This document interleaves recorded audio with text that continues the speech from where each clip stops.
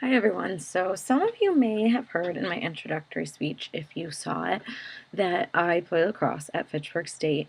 And when I was thinking about what to do for my informative speech, it just kept coming back to lacrosse, doing something about lacrosse because it's something I'm so passionate about. So I thought I would do my informative speech on something that a lot of people don't know a lot about, which is the history of lacrosse, how it came to be and how it got popular, and a little bit about the differences between men's and women's lacrosse because it's so different. Now, lacrosse is a generally new sport in terms of colleges, high schools, youth sports, but it is actually one of the oldest organized sports in the world. And the origins of lacrosse are actually very interesting, and they date back to the 15th and 16th century, where Native American tribes first played the game. Eastern Plains Indians were the ones who started lacrosse, and Europeans colonizing the United States eventually modernized it because they liked it so much when they saw it. Like I said, it's one of the oldest organized team sports, and it started out as a big event for tribes that could last for a few hours or up to several days. And the teams ranged from 100 men to 1,000 men, so the games were really, really large. They used trees and rocks as goals, and they could be a few hundred yards apart or up to several miles apart, so they're really, really big games. And to put that into perspective, goals on a modern lacrosse field are about 80 yards apart, and there are about 10 people on each team. So it's a big difference. It has changed a lot. And the men in these tribes wore no equipment, and the only equipment they did have were their sticks. So there were a lot of injuries and even deaths because the game was so violent. And now their sticks were giant wooden spoons with netting, and they were always elaborately carved and decorated, depending on their tribe. It was a very big part of playing was the decoration of the stick.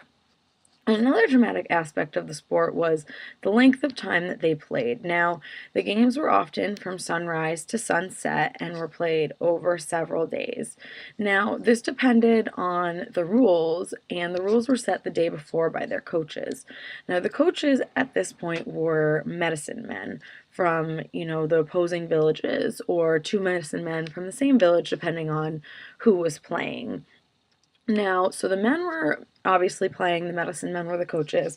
So the women's role at this point was only to serve food and drinks to the players when they got tired. Women's lacrosse did not come to be until much later.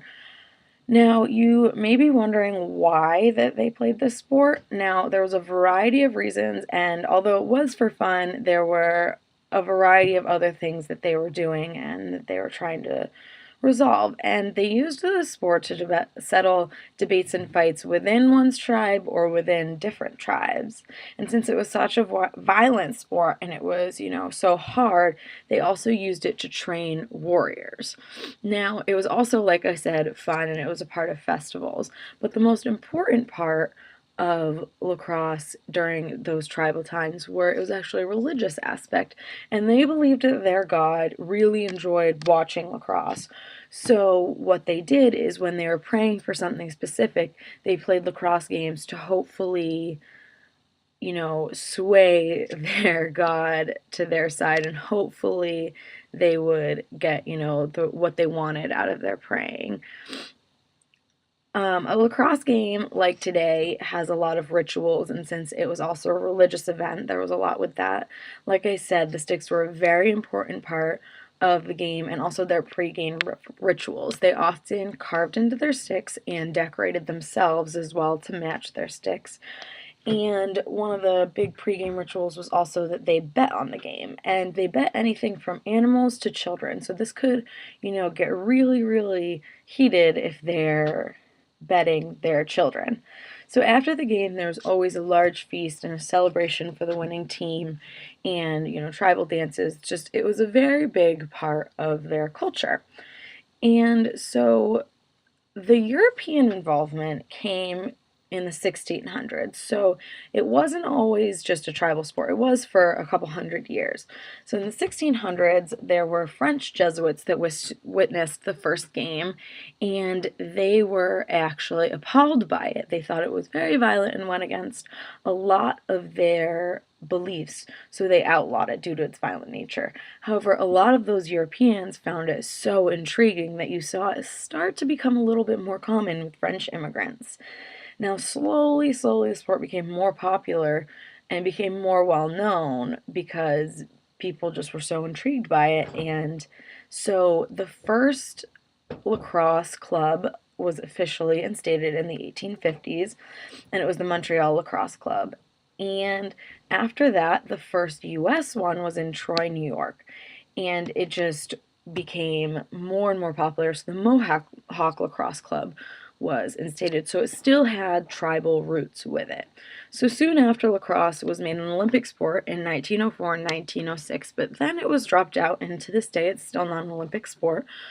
That did not stop its growth. It continued to gain popularity, and it's now a professional sport. There's the Major League Lacrosse organization. So it became a professional sport. It still gaining popularity. We have it at Fitchburg State, and you find it at most places. Now, it also is a women's sport. And that came to be because in 1876, Queen Victoria saw a game and she thought it was a very beautiful sport to watch. So she instated it in some schools, and that is how women's lacrosse came to be. Now, the difference in women's and men's lacrosse is men's lacrosse is a lot more, I wouldn't even say violent, but just a lot more physical. Women's, as many women's sports are, there's not as much hitting and there's less equipment because we can't really hit each other so much. And men's lacrosse is a lot of hitting, a lot of physical, and so they've actually become very different sports. Men's lacrosse, they wear a lot of equipment. Women's lacrosse, they don't wear any.